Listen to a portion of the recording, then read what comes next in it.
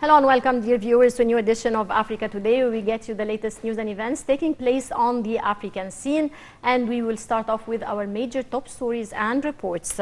Foreign Minister Sameh Shoukry underlined Egypt's stance as regards prioritizing political solutions to disputes in Africa. More details in this report.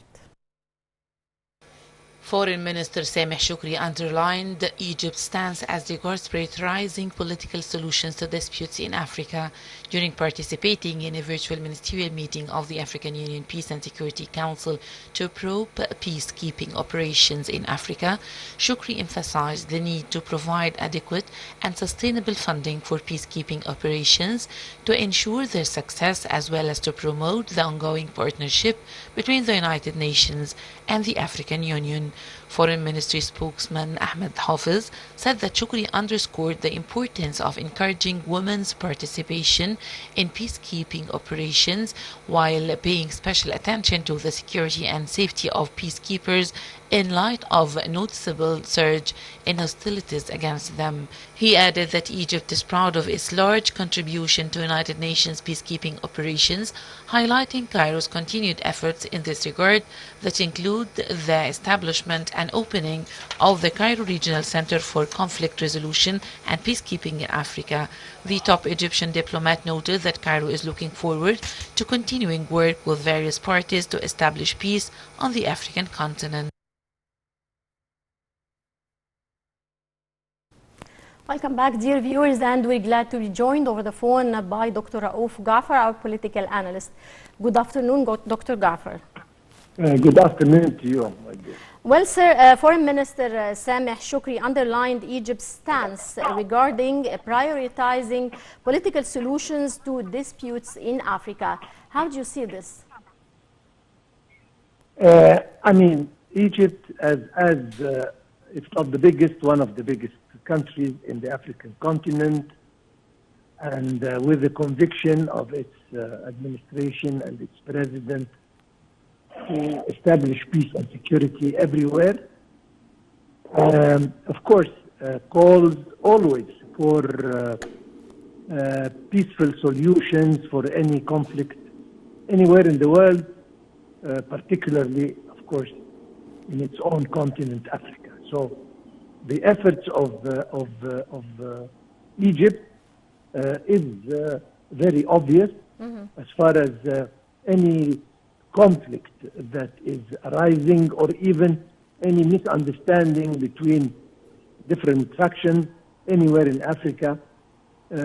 Egypt steps in and try to bring the different factions together in order to reach always a peaceful solution to any problem or conflict that may arise.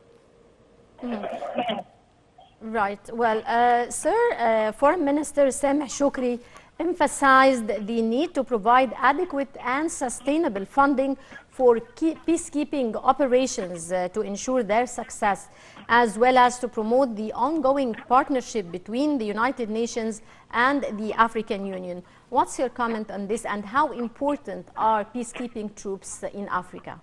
Let me tell you that Egypt has a very active participation in the UN peacekeeping force, particularly in the continent of Africa. And I think it is the #1 African country as far as the number of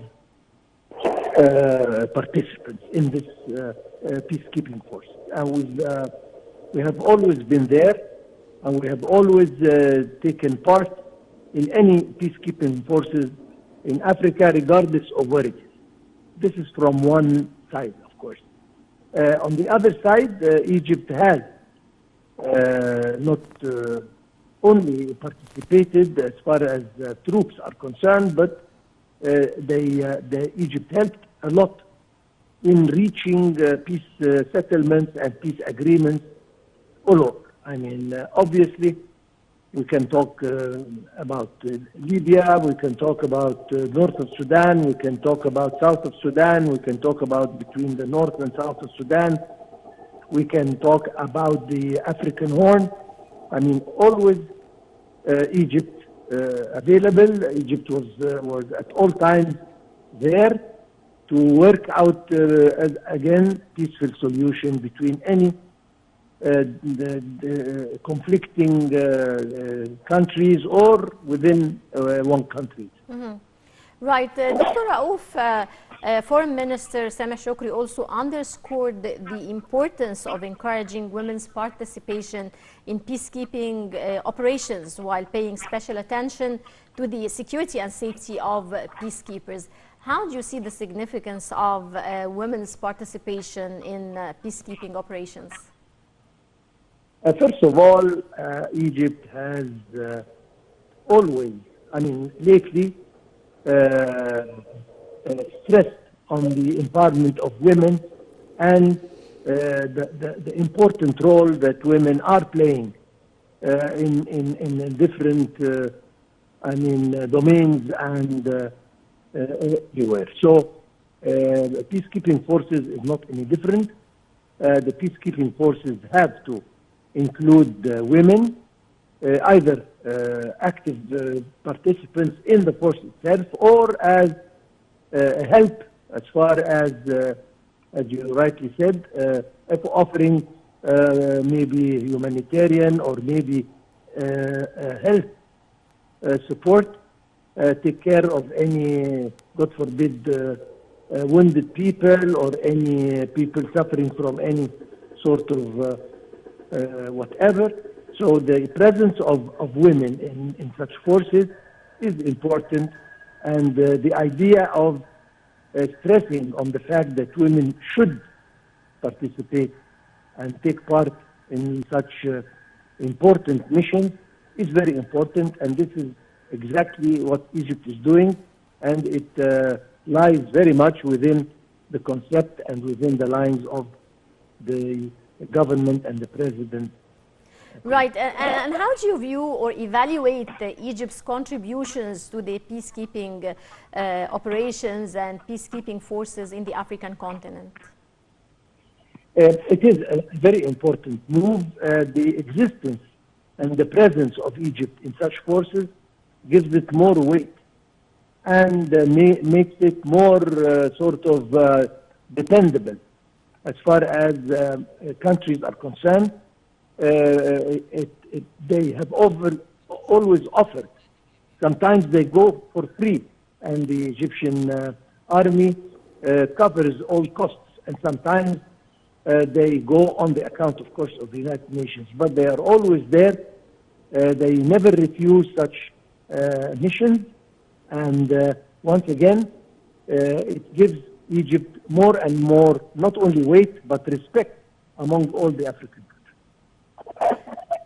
Right. Well, I would like to thank you very much, Dr. Raouf Ghafar, our political analyst, for your insight. And dear viewers, now we move on back to our special reports. 5 women will hold important ministries in Libya's new government for the first time in the country's history. More details. 5 women will hold important ministries in Libya's new government for the first time in country's history. Libya descended into conflict after dictator Muammar al-Qaddafi was toppled and killed in NATO-backed uprising in 2011, with an array of forces battling to fill the void. The transitional government of national unity, which took office this week, faces a challenge of pulling the country out of a decade of chaos and divisions by leading it to national elections in December. But with 5 women among its 26 ministries and 6 ministers of state, it also marks relative progress for women in politics. United Nations Women in Libya said that this is a major step to advance women's rights, while U.S. Ambassador to Libya Richard Norland said it was a historic time for Libyan women. The cabinet is comprised of 26 ministers and 6 ministers of state, with women assigned to 5 posts, including the key foreign affairs and justice portfolios. Some Libyans on social media have welcomed the announcements as a big step, a leap for society, and a promising start.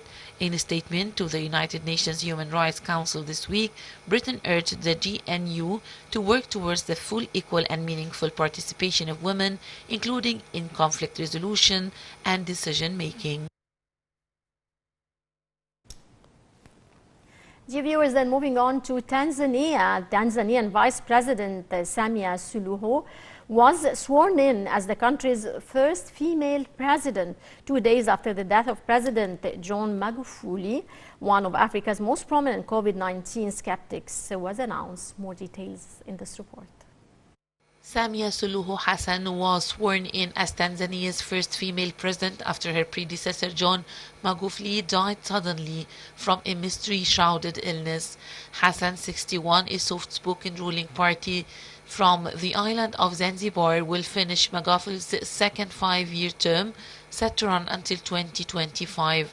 Wearing a bright red headscarf, Hassan, who is Muslim, was sworn in at a ceremony in Dar es Salaam, where neither she nor the majority of attendees wore a mask in the COVID-skeptic nation. Samia Suluhu Hassan was sworn in as Tanzania's first female president after her predecessor John Magufuli died suddenly from a mystery-shrouded illness. Hassan, 61, a soft-spoken ruling party started from the island of Zanzibar, will finish Magufuli's second 5-year term, set to run until 2025. She becomes the only other current serving female head of state in Africa alongside Ethiopia's Sahle-Work Zewde, whose role is mainly ceremonial, whereas the president in Tanzania is also head of government.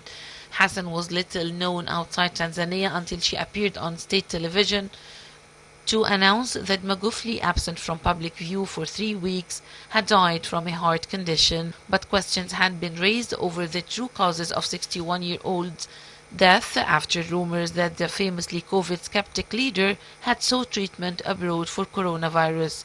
Main opposition leader Tundu Lissu insists his sources said Magufuli had COVID-19 and had actually died a week ago. Hassan announced Magufuli would be buried next Thursday in his home town of Chato to northwest Tanzania. Citizens have been invited to pay their respects at events in other cities. Former presidents have typically been displayed in an open casket, but it is unclear whether this will be the case for Magufuli. Dear viewers, and with that final report, we come to the end of this edition of Africa Today. Many thanks for watching, and stay tuned for more coming up here on Nile TV International. This is Naveen Ramzi signing off.